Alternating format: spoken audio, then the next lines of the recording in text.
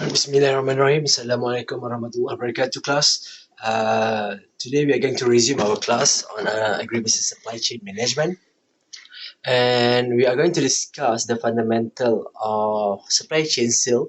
We are in the third chapter. So if you recall, last week we have discussed on the supply chain drivers and metrics, of which the drivers are comprised of two types. Number one, we have logistical drivers, and number two, we have cross-functional drivers. And the logistical drivers are comprised of facility, inventory, and transportation.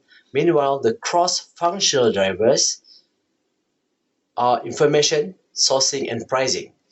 We have discussed facility, we have discussed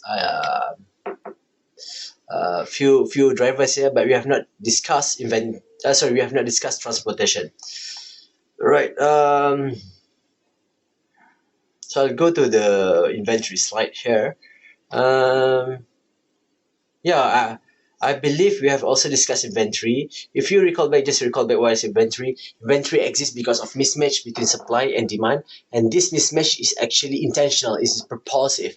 That means the manufacturer or the business owners make this to anticipate demand, and also to constantly provide goods for those who always and consistently need the product. So inventory exists in the purpose to fulfill this mismatch. All right. But inventory comes with a cost. So we are talking about storage. We are talking about the person who are in charge, and there is a need to balance demand and supply by controlling your inventories. So we reduce the cost of inventory by exploiting economies of scale that may exist during production and distribution. We have discussed economies of scale. If you remember how in the long run, every business would like to lower their average cost over time in producing every output. Right. So the next driver that we are going to discuss is transportation. As the name suggests, it is moving inventory from point A to point B. And there are lots of transportation available, and faster transportation will allow greater responsiveness, but it will lower the efficiency. Remember this quantum? We want to be both responsive and we want to be both efficient, but there are certainly opportunity costs that you have to sacrifice to allow to be somewhere in the equilibrium. So the role of transportation in the competitive strategy involve if a responsiveness is a strategic competitive priority for that firm, then they will need faster transportation modes, which will provide greater responsiveness to customers who are willing to pay for it. And you may also use slower transportation modes for customers whose priority is price, in the sense that the customers wants to have it at lower price. And you can also consider both inventory and transportation to find the right balance of this competitive strategy. So the components of transportation decisions by the supply chain manager involve in choosing the transportation modes. So we have several transportation modes, namely air, truck, rail, ship, pipeline, electronic transportation. And the design of transportation network involves two types. Number one, the route path along which a product is shipped, and number two, the network of this transportation, which may involve numerous locations and numerous routes as well. So the transportation related metrics that a supply chain manager must observe and monitor are the average inbound transportation cost, average incoming shipment size, average inbound transportation cost per shipment, average outbound transportation cost, average outbound shipment size, average outbound transportation cost per shipment, and fraction transported by mode. That means, did you fractionize the mode of transportation in reaching to point A to point B? Like you have to use somewhere, there is one route that uses lorry, there's one route that uses ship, and so on. Overall, there is a trade-off that should you consider to achieve higher responsiveness or to achieve higher efficiency. Right? So that is about transportation. Moving on to information. So we will discuss what are the roles of information in the supply chain management. Number two, the role in the competitive strategy. And number three, components of information decisions.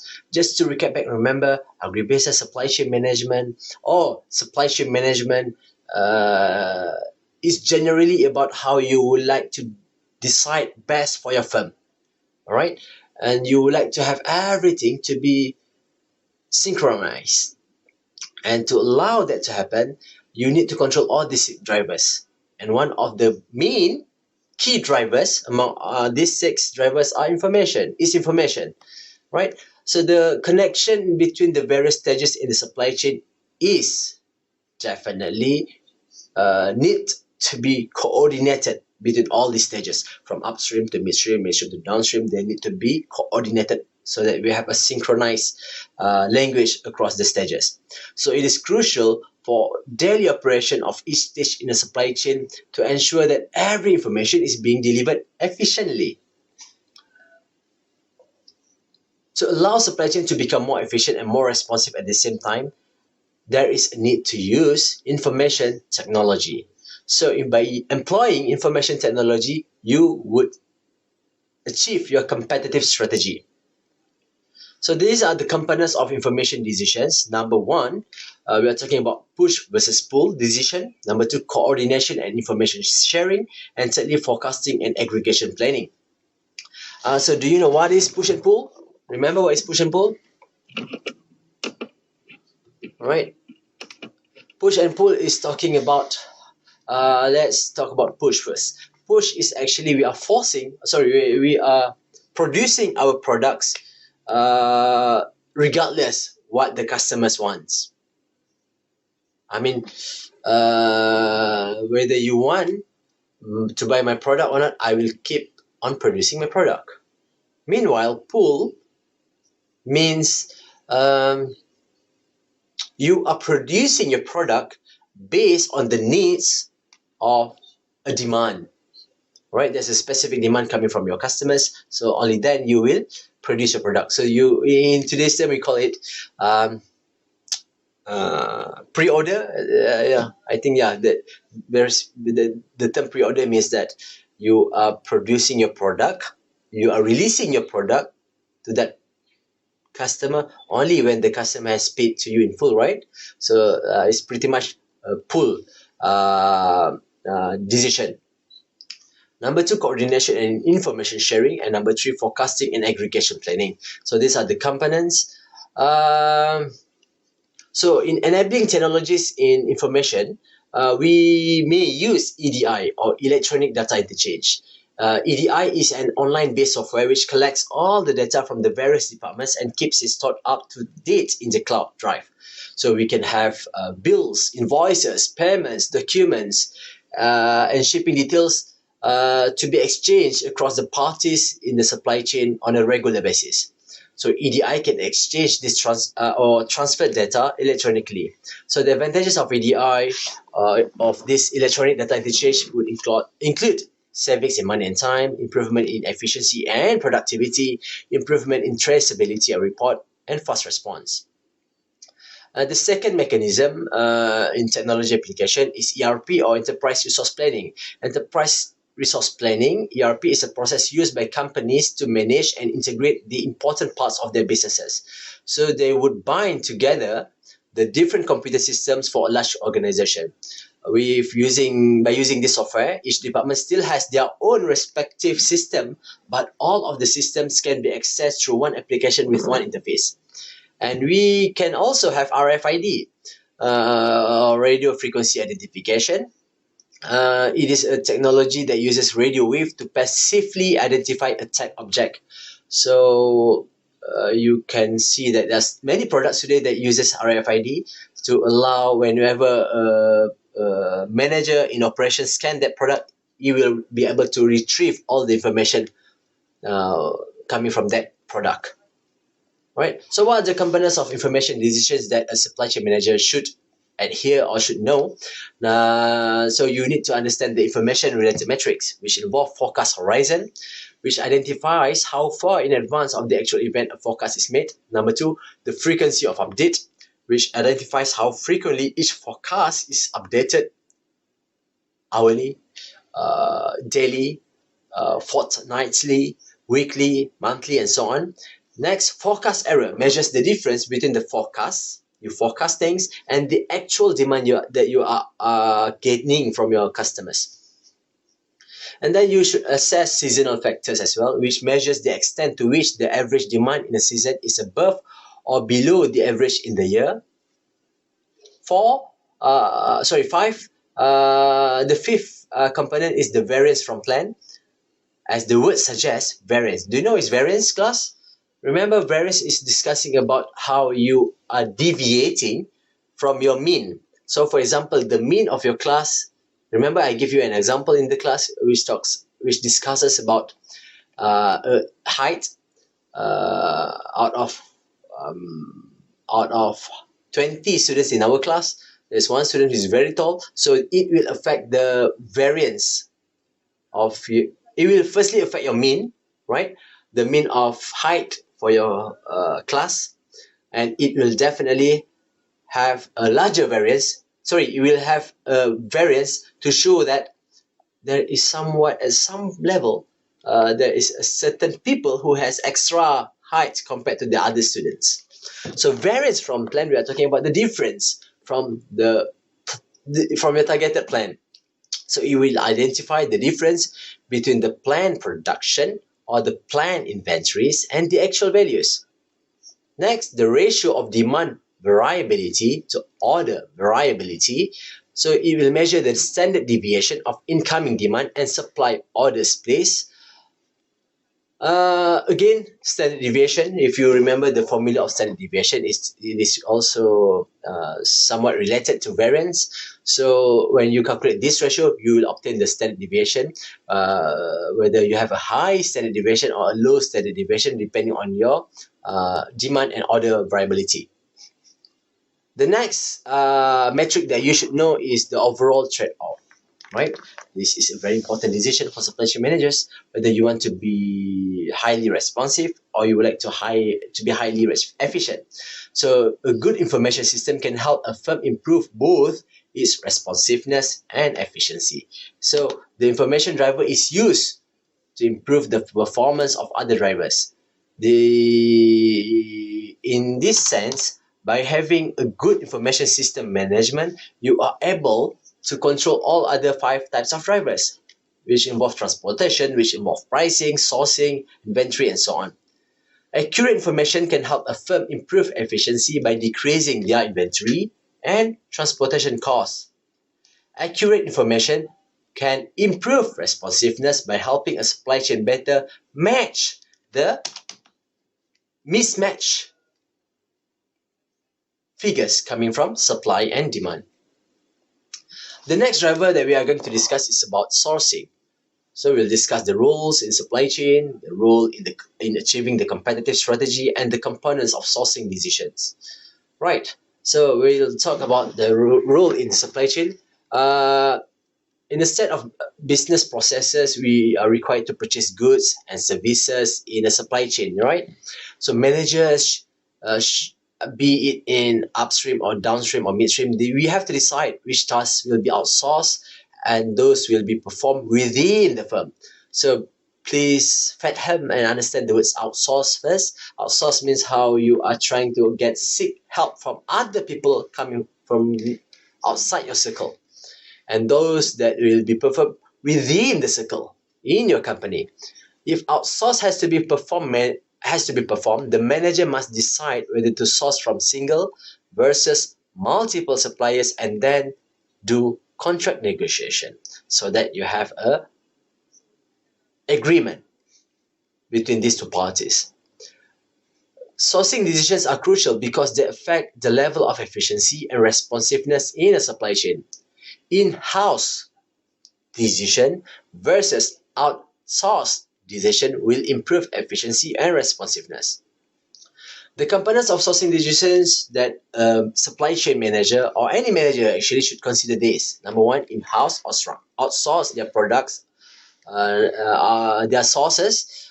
So the decision whether to outsource should be driven by its impact on the total supply chain profit. If you would like to have higher profit, you have to consider this. Maybe you look in this. Maybe you could look in the sense that if you are producing this thing by yourself, it will reduce your cost, and maybe if you produce this thing by yourself, it will increase your cost. So the decision is yours, but you have to consider first your supply chain profit. Number two, supplier selection. The manager must decide on the number of suppliers they will have for a particular activity. The selection of supplier done by direct negotiation or via auction. Thirdly, procurement. Procurement is a process in which the supplier sends product in response to customer orders. For the sourcing related metrics. So these are the related metrics for sourcing. Number one, we have days payable outstanding. It measures the number of days between a supplier performed a supply chain task and when it was paid. Number two, the average purchase price. It measures the average price at which a good or service was purchased during the year. Thirdly, range of purchase price. It measures the fluctuation in purchase price during a specific period. And fourthly, the average purchase quantity. It measures the average amount purchased per order. Right? And next metric is the fraction on time deliveries. It measures the fraction of deliveries from the supplier that were on time, hence the word on time deliveries. How many percent of these suppliers send of these goods via this supplier send their products on time. Next, supply quantity measures the quality of product supplied. And then we have supply lead time, measures the average time between an order is placed and the product arrived. Right? So we would like to have shorter lead time, remember? Then we have pricing. The next driver is pricing. The role of pricing is to determine the amount to charge the customers in the supply chain. And these pricing strategies can be used to match the demand and supply. Firms can utilize optimal pricing strategies to improve their efficiency and responsiveness, low price and low product availability, and how they vary their prices by response times.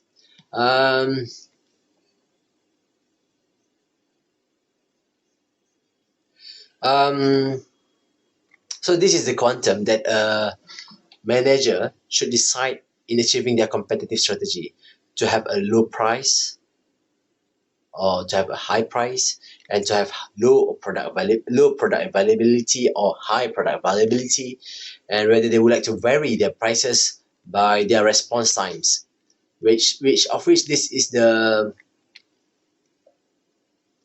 trade-off that you have to bear when you are producing products, especially when we are talking about pricing, because pricing requires that customer to agree with your product, and that will definitely refer back to your responsiveness and efficiency.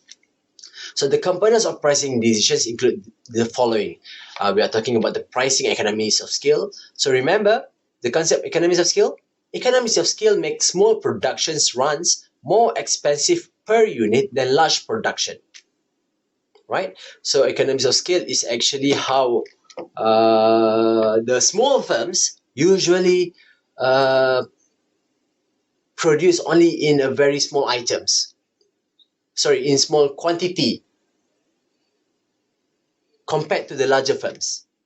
So when the larger firms have achieved their economies of scale, they are able to produce lots and lots of products at a very low price compared to a business which just recently opened, and he is trying to produce the similar product, but definitely the cost of production is higher for these smaller products, for these smaller businesses or new businesses. And then we have everyday low pricing versus high low pricing. I'm just giving an example how Tesco or Lotus today practices low pricing strategy on an, I would say, almost everyday basis, right? The high-low pricing strategy offer discounts of their products every week, and the low pricing strategy that they have been implementing over the years have results in relatively a stable demand. And high-low pricing strategy results in a peak demand during discounts week, often followed by a steep drop in demand during the following week. So you can choose whether you would like to have a consistent low pricing strategy or you would like to have a high low pricing strategy, depending on your trade-off.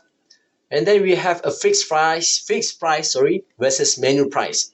A firm must decide whether it will charge a fixed price for its supply chain activities or have a menu with prices that vary with some other attributes such as their response time or their location delivery. So fixed price means, yeah, it's fixed at that price regardless of whatever factors. Menu price means probably you have a certain locations that would have a certain price settings. For example, Sabah and Sarawak, this price. Peninsula Malaysia, this price. Postage to other foreign countries at this price.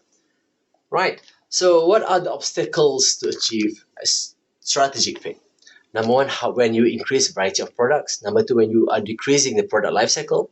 Number three, when you are increasingly having increasingly demanding customers. Four, when you have a fragmentation of supply chain ownership. Five, globalization.